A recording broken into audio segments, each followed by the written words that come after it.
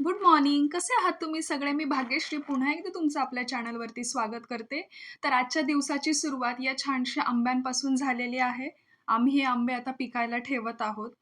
समर season म्हटलं की आंब्यांची चाहूल लागते आणि मग ते पिकायला ठेवणं, पुन्हा फ्रीजमध्ये ठेवणं, त्याचा आमरस बनवणं, कुठेही पाहुण्यांकडे गेलो तरी हीच प्रथा, हीच पद्धत चालू राहते पूर्ण 1 महिन्यासाठी. त्यामुळे शेवटी अगदी कंटाळा येतो हे आंबे आणि आमरस खायचा सुद्धा. आणि जेवढे आंबे खाल, पिंपल्स यायला सुरू होतं.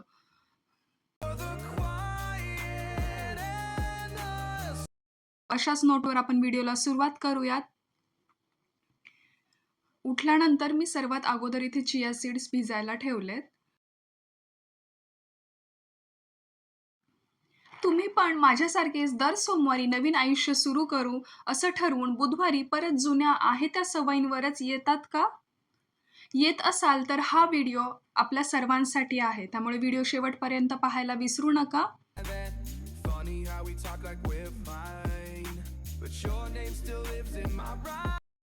त्या अगोदर इथे पहा, आंबे खाण्यापूर्वी मी आंबे 30 मिनिट पाण्यामध्ये ठेवते. तर आज आपण बोलणार आहोत त्या 2 गोष्टींबद्दल ज्या यश आणि अपयशातील लाईन ठरवतात. कोणत्या आहेत त्या 2 गोष्टी तुम्ही सांगू शकता का? जर तुम्हाला माहिती असेल तर कमेंटमध्ये मेन्शन करा. तर त्या 2 गोष्टी आहेत प्रेरणा आणि शिस्त. मला असं वाटतं यातली एक गोष्ट निव्वळ टाईमपास आहे. तर कोणती आहे ती गोष्ट? ती म्हणजे प्रेरणेचा फुगा. आपल्याला सगळ्यांना वाटतं की यशस्वी व्हायला प्रेरणा लागते. कुणाचा तरी पॉडकास्ट ऐकला, जोश आला, झालं आता. मला कोणी रोखू शकत नाही. रात्री 12 वाजता 10 पानांचे टाइम टेबल बनवलं जातं किंवा फोनमध्ये टू डू लिस्ट बनवली जाते आणि सकाळी 5चा अलार्म लावला जातो. आणि सकाळी 5चा अलार्म लावला आहे, पण तो 10 वेळा स्नूज केला जातो. जाऊ दे ना यार, उद्यापासून नक्की करू. हे माझ्यासोबतही रोज घडतं. का? कारण प्रेरणा ही गर्लफ्रेंडसारखी असते. आज आहे, उद्या मूड नाही. प्रेरणा एक भावना आहे आणि भावना कधीच सारख्या राहत नाहीत. त्या नेहमी बदलत राहतात. थकवा आला की प्रेरणा पळून जाते. थोडी अडचण आली की प्रेरणा म्हणते, नको करू यार, नको घेऊ टेन्शन, उद्यापासून करूयात, राहू दे.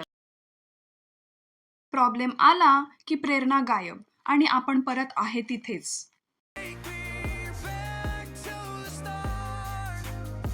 आणि इथे सुट्टीच्या दिवशी मस्त ब्रेड आणि चहाचा आमचा प्लॅनिंग झाला आणि त्याचा मस्त आस्वाद घेऊन पुढच्या दिवसाला सुरुवात केली.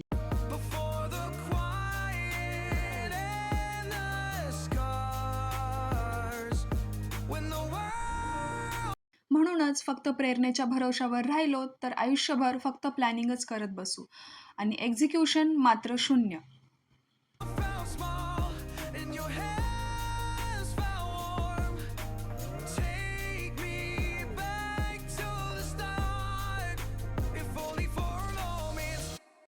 पहाटे पावसात धावणारा माणूस, कंटाळा आला तरी पुस्तक वाचणारा विद्यार्थी, हे तर तुम्ही पाहिलेच असतील.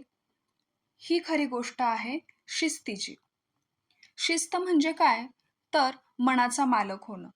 मन म्हणतंय झोपू दे, पण आपण म्हणतो उठ, कामावर जायचंय. ही शिस्त. पोटात गोळा येतोय परीक्षेचा, तरी 2 तास शांत बसून अभ्यास करणं ही शिस्त. सगळे मित्र फिरायला जातायत आणि तू घरी बसून स्किल शिकतोयस ही शिस्त. विराट कोहलीला रोज शतक मारावंसं वाटतं का? नाही. पण तो रोज नेट प्रॅक्टिस करतो. मेरी कोमला रोज लोकांचे ठोसे खावेसे वाटतात का? नाही. पण ती रोज ट्रेनिंग करते. का? कारण त्यांना माहितीये, प्रेरणा आज आहे, उद्या नाही. पण शिस्त रोज लागते.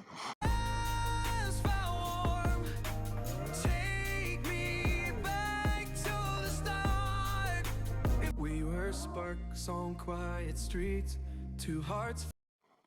प्रेरणा फक्त आपल्याला स्वप्न दाखवते, पण शिस्त आपल्याला त्या स्वप्नांपर्यंत फरफटत नेते. रडत नेलं तरी नेते, पण नेते. शिस्त कशी बनवायची? मला असं वाटतं, शिस्तीच्या 3 गोळ्या आहेत. Finding where to meet, but life pulled us apart, left me इथे मी आलू पराठ्याची तयारी करते. तुम्ही जसं पाहिलंच असेल, की पीठ मळताना मी पिठामध्ये थोडीशी हळद आणि मीठ टाकलं. यामुळे पराठ्यांना कलर छान येतो. यानंतर मी बटाटे उकडलेले होते, ते थंड झाल्यानंतर किसणीने किसून घेतले. तुम्ही ते स्मॅश पण करू शकता स्मॅशरने किंवा हातानेही स्मॅश करू शकता. पण किसणीने किसल्यानंतर त्याचा जास्त चिकट-चिकट गोळा होत नाही, म्हणून मी किसणीने किसतेय. walk into the dark. If I call तर बटाटे किसून झाल्यानंतर मी याच्यामध्ये हळद, मीठ, लाल मिरची पावडर, कांदा लसूण मसाला आणि गरम मसाला टाकला आणि हे सगळं एकत्र करून घेतलं. you tonight, would it feel the same? Or have we both moved on to different names? आणि कोणत्याही प्रकारचा पराठा बनवताना चाट मसालाही नक्की ट्राय करून बघा. लहान मुलांसाठी हा खूप छान ऑप्शन आहे. लहान मुलं चाट मसाला टाकल्यानंतर खूप आवडीने खातात पराठा आणि याची टेस्टही एन्हान्स होते. 3 सोप्या गोष्टी केल्या तर आपल्याला शिस्त आपोआप लागेल. पहिली गोळी आहे बाळाच्या पावलाने चाल. एकदम 6 तास अभ्यासाचा संकल्प सोडा. फक्त 25 मिनिटं करा, पण रोज अभ्यास करा. रोज 25 मिनिटं म्हणजे वर्षाला 150 तास आणि हेच आपल्याला टॉपर बनवतात. सुरुवात छोटी आहे, पण रोजची आहे. दुसरी गोळी आहे वेळेचा मालक होणं. वेळ मिळेल तेव्हा करू, हे स्वतःला मारलेली सगळ्यात मोठी थाप आहे. वेळ कधीच मिळत नाही, वेळ काढावा लागतो. ठरवूयात, रोज रात्री 9 ते 10 ही माझी वेळ आहे. मग फोन बंद, दुनिया बंद, फक्त आपण आणि आपलं काम. तिसरी गोळी आहे साखळी तुटू देऊ नये. Back where we used to be, have truths in this late night chat, both of us know it. Calendar घ्या. ज्या दिवशी आपण ठरवलं आहे ते काम केलं की त्या दिवशी कॅलेंडरमध्ये मोठा स्टार द्या. आणि आपलं टार्गेट काय आहे? ही स्टारची साखळी तुटू न देणं. एक दिवस चुकला तर ठीक आहे, पण सलग 2 दिवस चुकवायचे नाहीत, हा नियम पक्का बनवूयात. To the start, before the quiet. शेवटी काय लक्षात ठेवायचं? प्रेरणा ही श्रीमंती आहे. कधी येते, कधी जाते, पण शिस्त ही आपल्या आयुष्यातली सगळ्यात मोठी कमाई आहे.